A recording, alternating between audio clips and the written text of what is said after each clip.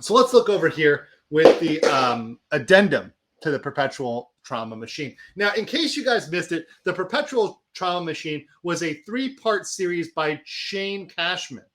Really should be Shane Simpman, because he 100% did a puff piece on Eliza Blue. No critical commentary, not taking her to task, just kind of asking her questions and taking her at her word. So they had to retract the whole series. So they pretty much removed all other previous articles related to Shane Cashman. So, and Eliza Blue. So all those other 3 articles about the Perpetual Trauma Machine were removed. So them calling this addendum to the Perpetual Trauma Machine is ironic, because they pretty much take back everything they say. They take back everything they said, which is hilarious.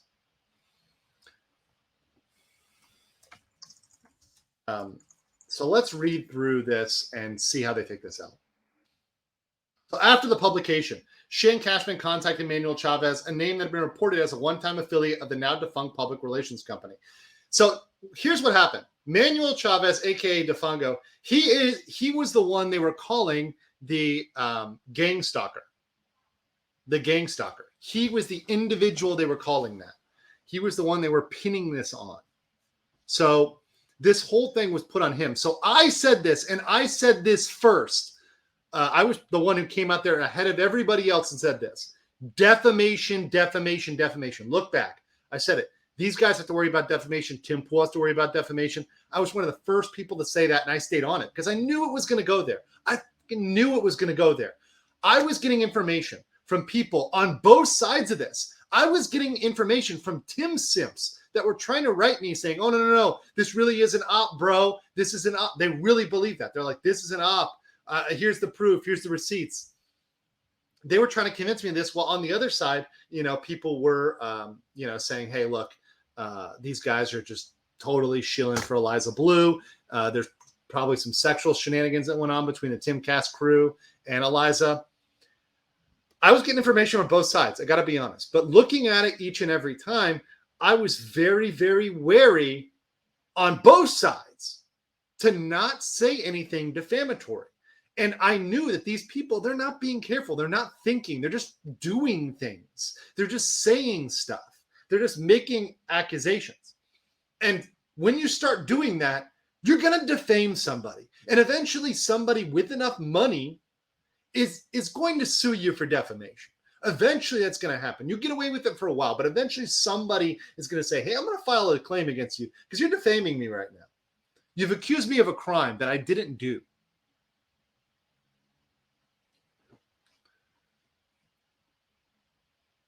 So the company in question, so he has clarified his distance from the company and does not employ the tactics that have been previously reported on. I.e., they are literally admitting in the header here that they committed defamation. I'm going to be honest. Based on what they said he did, which was go after people in black bags, in a van and stab them in the middle of the night and stuff like that and make them, give them injections, all this shit. That's defamatory. That's accusing him of a crime, of criminal behavior. And the fact that Shane Cashman went out and published that without even trying to confirm it shows that TimCast should not be taken as a serious journalistic entity. This article, and I'll say this very clearly, I think this article completely nuked their journalistic integrity. Whatever integrity Tim was trying to build was blown by this. Good job, buddy. Good job. And Tim trying to play like, oh, I didn't have authority whether he writes it or not. I don't really care. No, buddy. You are at the top. You make the calls. That's your brand and your reputation. Your reputation is fucked, buddy. Now you got to wear the Jack Murphy beard in addition to the beanie, or perhaps as the beanie. You could fashion the Jack Murphy beard into the beanie. His credibility is shot for that. And look, what I'm looking for in people, when I look at people, I look for them for their area of expertise. If you're shilling fitness, then you should be fit, not fat. If you're a lawyer and you're shilling law, you should know something about it, right? You should be a lawyer. That would help. Or at least have gone to law school, studied law, know something about the subject area. That would help. If you're a doctor, you have medical degree, medical experience. But if you're trying to be a journalist, you have to have journalistic integrity. There's the same reason why we think CNN, MSNBC, and all those shill media, the establishment media, the mainstream, we don't call them media because they have no journalistic integrity. The reason why people watch lawyers like us on YouTube, which is random people on YouTube or lawyers, because the lawyers on TV, the lawyers on all these channels are literally spouting lies. They're spouting lies and false information. They're also spouting ridiculous theories.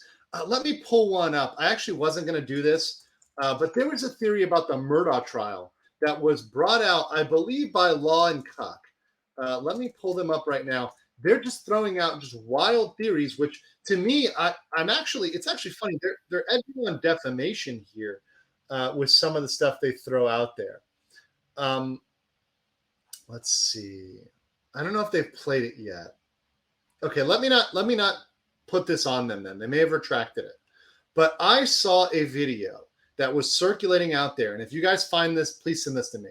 Where I believe Law and Crime, might have been Court TV. I hope they're smarter than that. Was putting out a video on how Buster Murdaugh was the second shooter in the Murdaugh murder case. When you throw out stuff like that, you need to be very careful. You need to be very careful. And you lose credibility as a legal institution when you're throwing out just these wild theories that have no basis in evidence or facts. Wolfsbane says, on the internet, instead of watch your profanity, it would be watch your defamation, watch your defamatory. Your authenticity is your currency, and defamatory kills it. Yeah, if you're accusing people of crimes they haven't committed, that's definitely a problem. That's a huge problem. And I've seen, by the way, guys, I've seen $1 million defamation claims. So these things can tank you. You can have a business, you're starting up, you get a defamation claim, you are screwed. You're done. Absolutely done. So let's get back to this. Let's get back to this right here. Oh, Brandon, what's up going on? He says, hello. Be very careful today, everybody. Oh, yes. Be very careful not to defame. Thank you, Brandon. What's up? All right. The company in question offered the normal services of a PR company, but extended it to the reputation management tracking by creating positive and negative social media campaigns. They would buy positive articles, postings, and accounts to promote people, but would also engage in negative campaigns against a target if the client requested it. Chavez said they were essentially a group of LARPers trying to copy the model of Black Cuba Redacted. So these were a bunch of guys online who were flexing that they were something big, that they were some, hotshot shit, that they could, mess everybody up online through their company Shadowbox. Chavez says he began associating with the people close to this company after delving into intricate, popular online puzzles and gaining some attention by allegedly solving them. He interacted with the people he believed created the puzzles and, according to him, felt like he'd eventually been taken hostage by their hopium. Oh, no. Hostage by hopium. Did he get into their crypto token here? Oh, come on. Hopium. Everybody's had some hopium and been shattered at some point. Well, I know you guys have. You've had that hopium and you've been smashed.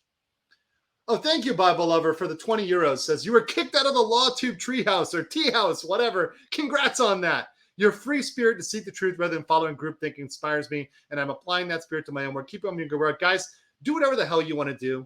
One thing I've learned, and especially being on YouTube and being in the YouTube game, is you got to do what you want to do. And literally, I say this with heartfelt fuck you to the haters. Do what you're going to do. Do what you love. Do what you want. You're passionate about, and don't follow the groupthink. The groupthink it leads to this weird place and these weird ideologies. It's rooted in socialism most of the time, communal thinking rather than individualism. Individualism is hard and it creates friction and conflict. But guess what? Human beings in society, we get better through conflict. We get better through debate, through pushing each other. We've been too afraid to have those debates that make us stronger rather than trying to collectivize, which makes us all just weaker and more impotent, more sterile. I'm always going to speak my mind, guys. I don't give a damn what other lawyers on the internet think. That being said, let's continue here.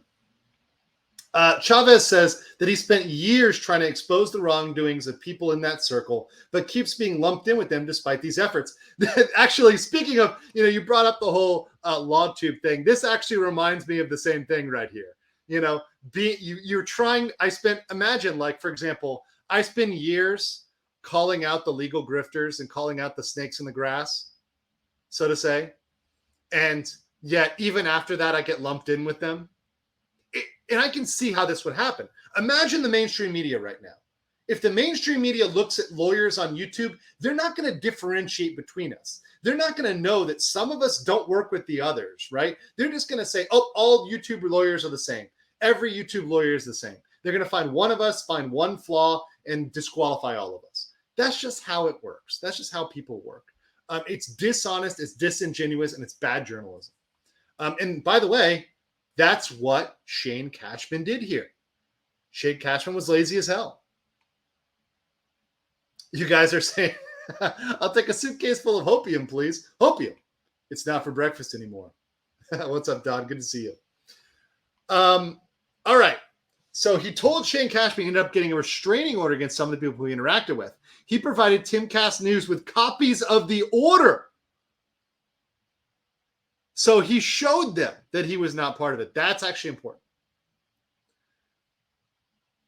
The following interview is directly from a conversation between Cashman and Chavez after the release of part 3. So he did not speak to him till after he wrote about him. This right here shows how TimCast takes a giant L for integrity. You usually reach out to the other parties. Even freaking Taylor Lorenz does that. Even Taylor Lorenz reaches out and says, you have 3 hours to respond. Now, maybe it's not reasonable to give somebody 3 hours to respond, particularly if you're on the other side of the world. Maybe that's not reasonable, but at least they try. At least they pretend rather than not even trying and doing it after the fact when they realize they've been fucked because we covered it, because we literally stuck them out there and said, this looks like defamation. And they're like, oh shit, defamation. We haven't heard about that, bro. Does defamation come with the graphene in the air? Come on, man. TimCast News cannot independently verify many of the claims made by the subject at this time. We decided to present the discussion as it occurred for transparency. We have edited out all the names of individuals in the company. Okay, so I think this is also a cope. This is also a huge cope. But let's get into it here. Cashman says, I just don't want to do to anyone else what I think everyone's doing to Eliza. So he's saying right here, he's starting out this thing by simping for Eliza. He's starting out this thing by saying, I still believe Eliza. My theory, so his entire theory has been destroyed. His entire theory was this was coordinated by the gang stalker. So that theory has gone away.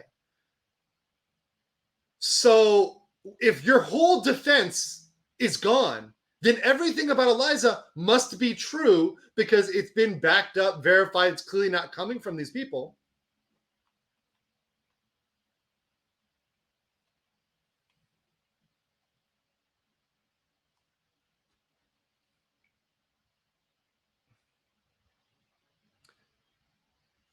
So to me, this, once again, this shows why they're taking an L here because Shane Cashman has no integrity by sticking by these claims and ignoring everybody who has brought up valid facts on Eliza and how she's a lying fraud.